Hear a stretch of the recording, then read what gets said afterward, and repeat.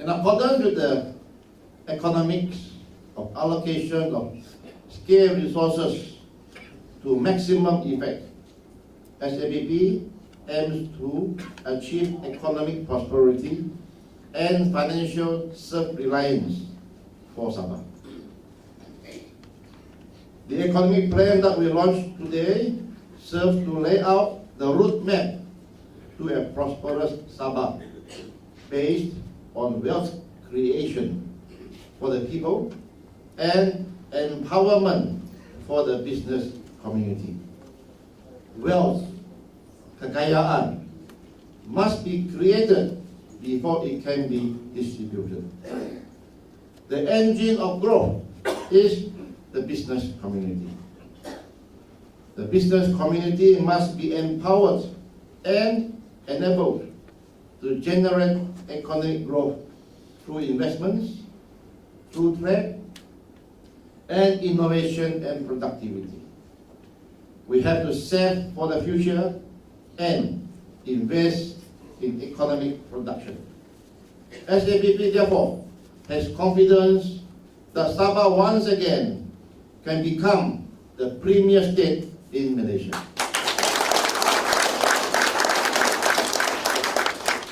Under the bond ataupun pinjaman, under the bond of 544 million ringgit taken by the Sabah state government 2 years ago, actually, the Sabah state government had zero private borrowing. Even at the height of the Asian financial crisis from 1997 to 1999, Sabah had remained resilient without having to take out any loans. All our repayments to the federal government were on schedule. In other words, there are no arrears. Sabahans over the years, and even though we have 4 changes of state governments, we have always managed to stay clear of taking private loans or falling into areas to the federal treasury. This bond of 544 million taken by this state government 2 years ago is now a burden to be borne by the next state government. This bond is like spending tomorrow's money today. SAPP therefore promises that upon the retirement of the bond in 2015 and upon the retirement of this Chief Minister this year,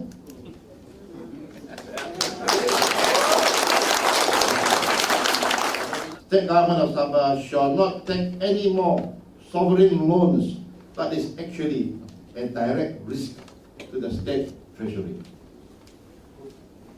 My own experience as Chief Minister from May 1996 to 1998, which was in the midst of the Asian financial crisis.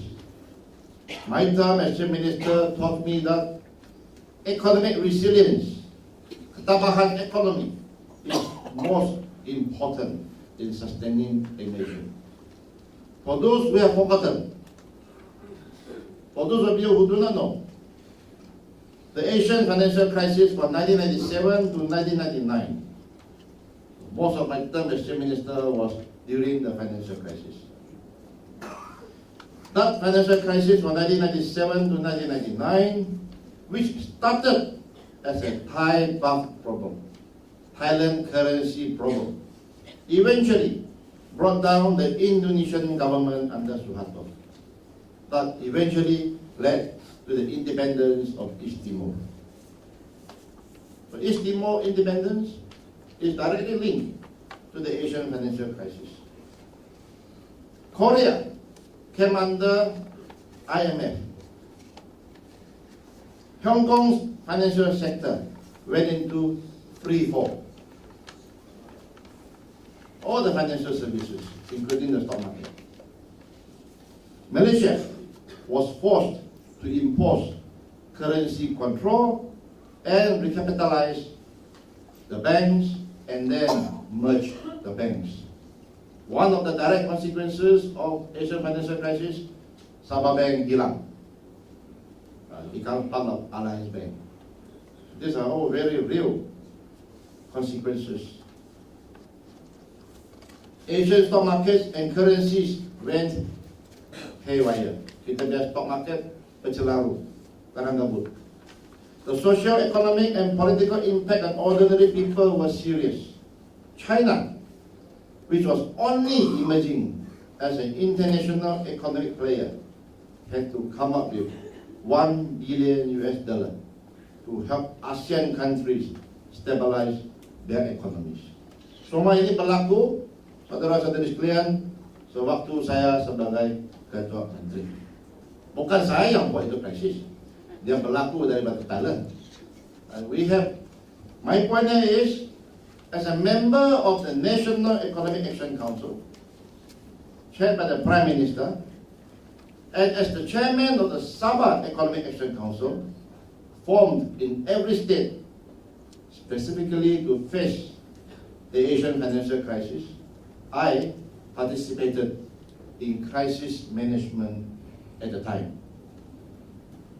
I learned that Sabah must be economically prosperous.